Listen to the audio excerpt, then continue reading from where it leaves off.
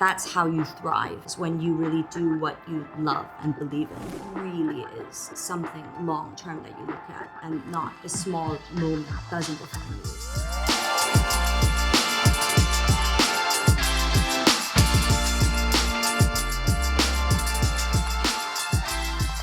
Tell me who you are, what kind of business you run, and what you do there. So I'm Antonia. I'm the co-founder of Autopilot and the creative director, and I'm also in charge of marketing. Autopilot, we're a premium athleisure brand, and we're a layering wardrobe, a 12-hour layering wardrobe that you can easily transition from work to workout to social. Mm-hmm. So it's one wardrobe throughout the day. Mm-hmm. Essentially, you don't need to bring like an extra bag and say this is for my gym, this is for my date, this is for my meeting. We really pride ourselves in this seamless transition. It's just a matter of seconds that you can be wearing gym wear and then wearing something like what I'm wearing now. Because just to give you an idea, well, I'm not wearing leggings underneath now, but you could leave the whole day and wear this outfit with leggings and a bra top underneath, which we call performance layer. That would be like carefully matched in terms of color and cutting so it doesn't stick out awkwardly. And you wear the entire outfit out. And these materials are all very easy care. They're also athletic materials. Yeah. So this is anti-wrinkle. This is recyclable fabrics as well. That's friendly to the planet. And it's very easy to manage. So for example, we have anti-wrinkle blazers because I've noticed a lot of women, they tend to like give up wearing blazers when they go to a gym, even though they have an important meeting after. So, they really have to think, should I wear the blazer or should I not? But with Autopilot, we want you to be able to be, everything you want to be and wear what you want to be and not having to compromise. Yeah, or have too much sauce. Okay, like I'm not going to take it there and then put it on your, Exactly. Style. Yeah. Because there's a lot of organization. And a lot of times, one might think, okay, let's just skip the workout, Yeah. So... Well, if I wear your clothes, then it means that I can't have any excuse to skip my gym. Precisely. Damn. Yeah, because we allow you. Yeah, because I want people to be able to work out and stay active whenever they want to. Yeah. But I love it because when you came in today, you were wearing this dress and you were wearing sneakers as you are right now, and then you had a pair of heels in your hands and you said, okay, which one should I wear? And I can immediately tell the difference in the look when you put your heels on or your sneakers on. So with your sneakers, you could be just chill, neighborhood cafe or restaurants. Yeah. But with heels, you could be going to parties and it just suits everything. When I was talking to you, you told me about your life story and it was so interesting. Like you studied child psychology and then you had an MBA. And then you set up a creative agency with Ruth Chow, who I'm going to be talking to later. And now your clothing brand, Autopilot. So, and it seems so distant when you look at all those elements. So can you help me connect the dots here? Yeah, so I think when I studied social sciences and law, and particularly social psychology, child psychology, it really is about people. And afterwards, when I worked for Hutchison Whampoa as a management trainee, and we work with different departments, like the marketing department, the trading department, group corporate affairs. And it's interesting to really observe people in different settings, departments, and essentially working with a creative agency and starting your own creative agency. You meet people from all walks of life. Right. And it's the same as building Autopilot when you build your team, when you interact with clients, customers. It really is about like the people who you work with. And I think most importantly, believing in form and function. So it's very important because for Autopilot, it's also about like looking good and the practicality of the outfit. And before, when we were working in a creative agency, is also about design. So what looks good also works well. Right. So understanding people's behavior and what people tend to crave for in their daily routine, right? Yeah. So you're from Hong Kong and you must have observed the lifestyle that people have in Hong Kong or Asia in general, right? And I used to have a stereotype that here everything was about being bling bling or being Yeah. really flashy, you know, all dressed up and dolled up. But what did you see in the lifestyle here that made you apply to that to your design? I think a lot of people are increasingly more active and healthier these days. Like they're definitely more health conscious, and really people do try to stay active. But sometimes the question is how, because you have to manage so many roles in your life and be at so many places in one day. So, and like you said, like the luxury, like that element, you want to look good and stylish when you go out to a dinner date, etc. So how do we blend the two together that allows people to still look, you know, elegant, effortless, but at the same time doesn't compromise them being practical and dressing comfortably? Would you say that's the new luxury in Hong Kong? Yeah, I think so. And I think freedom is a luxury. Freedom is a Yeah, luxury. freedom is a luxury. And I think Autopilot does offer a wardrobe liberation, and to be able to do whenever you want is a luxury.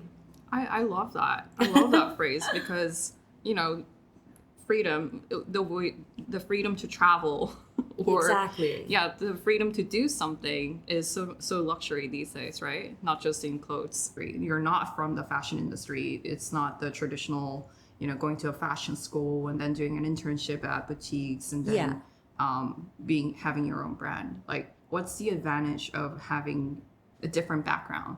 I think by not being in the fashion industry, it allows me to see things in a more macro view. And sometimes like to really see what people want today and what women or people want in the future too, for in terms of what they want to wear. Right. Because when Harris approached me and said, hey, would you want to start like a sports brand and a leisure brand? Like the key question was, he said, what do you think women want today or more necessarily tomorrow? And I said, you know, it really is about wearing one outfit throughout the day that you don't really need to change. And it's very seamless. It's very easy. It's comfortable and it's stylish. Because right now I do see that in a gap where it's hard to transform that look very easily. Yeah. That's why we pride ourselves in the 1 minute transformation. Is Harris also involved in your day-to-day operation right now? Well, he's the CEO of Moiselle, so that has a lot of like work to be done. Yeah. But then he allocates time for Autopilot, especially for the business side. But I'm very lucky because he trusts me with the creative executions, and I also have a great design team. And yeah, so generally how we work is I provide them a creative direction, and like mainly for each collection, what type of like theme we want. So for example, in our last summer collection, we have added a running waist belt onto our blazers. Because a running waist belt, you can, you know, put your phone, you can put your AirPod. Yeah.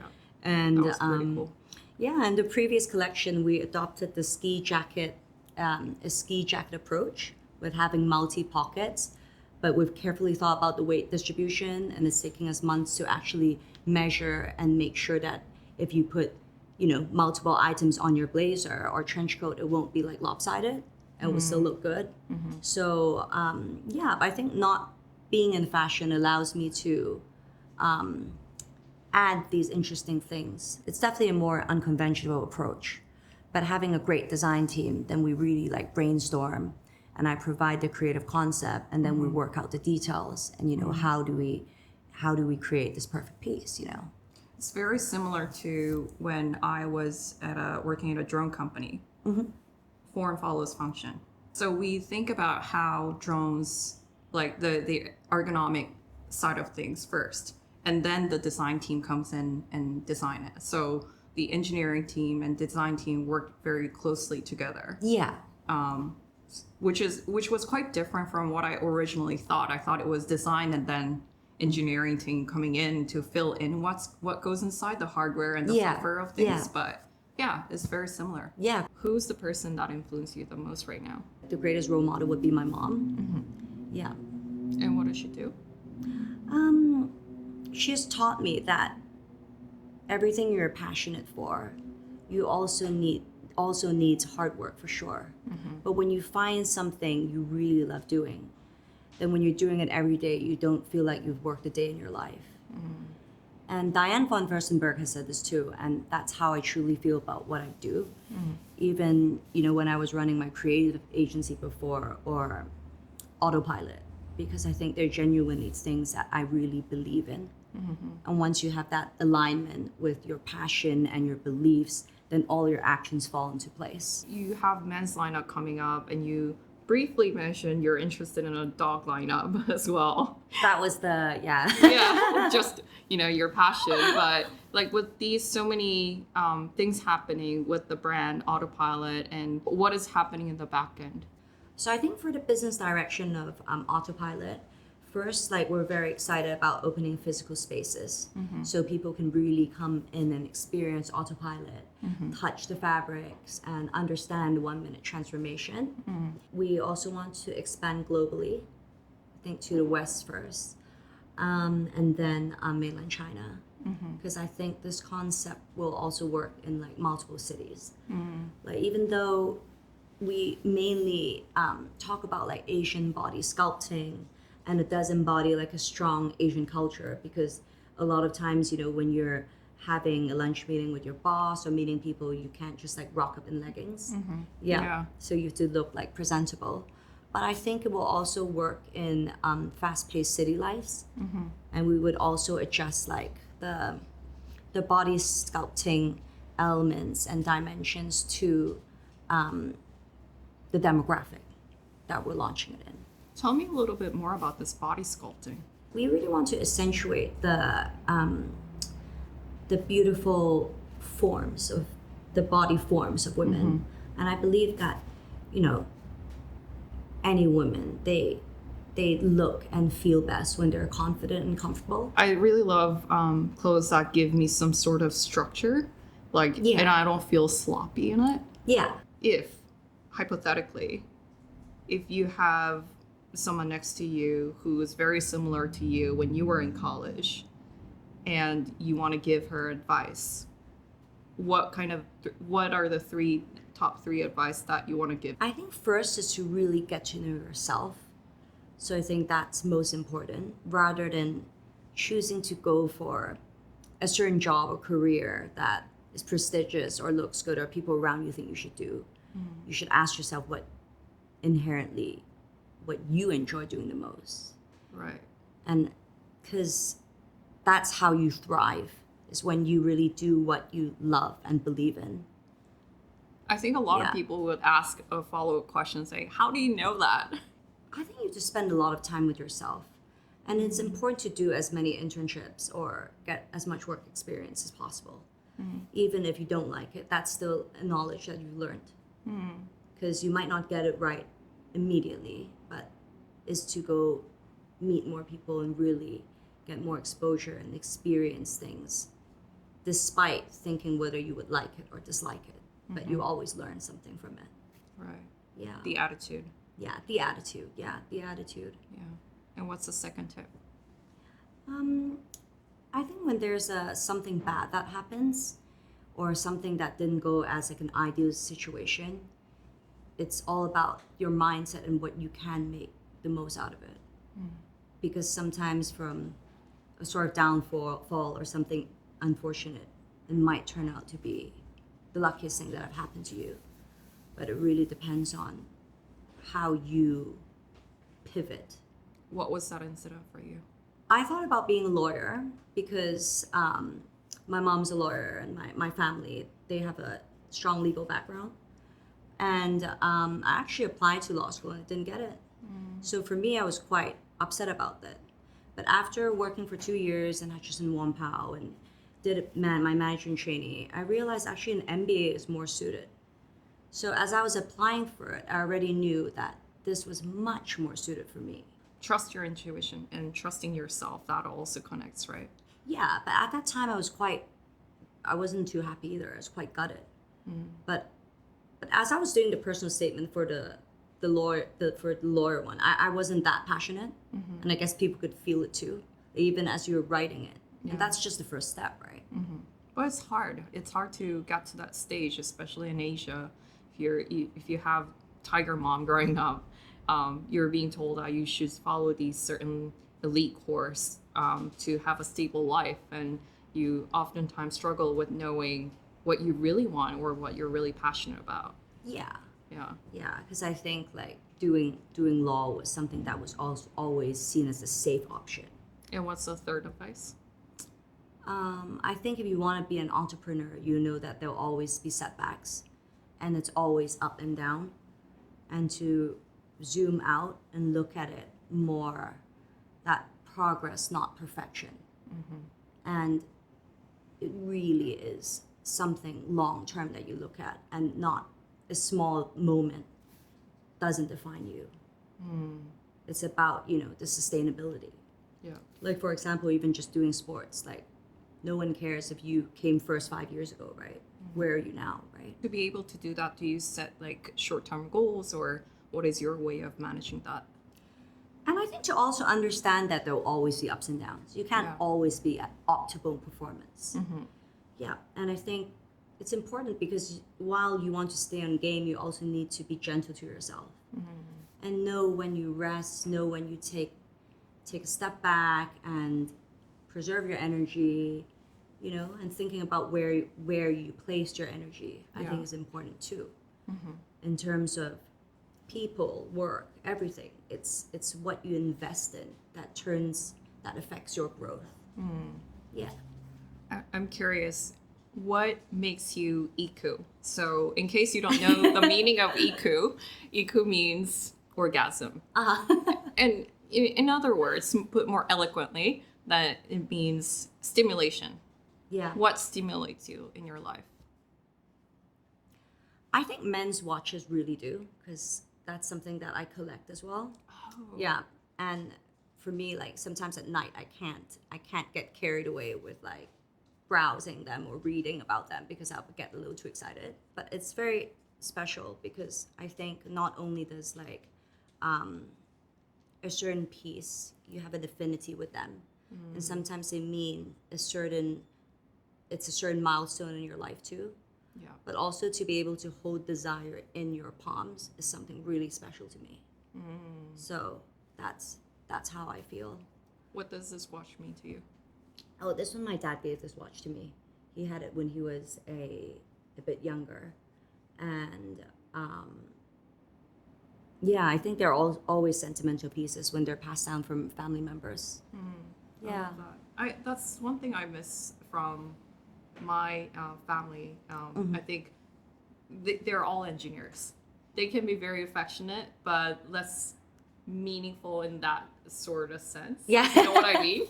They're really like 1 + 1 is 2. Yeah. And I'm wondering, they're like, I'm the black sheep in the family, so I'm going, 1 + 1 can be 3. But anyways, I think that's great.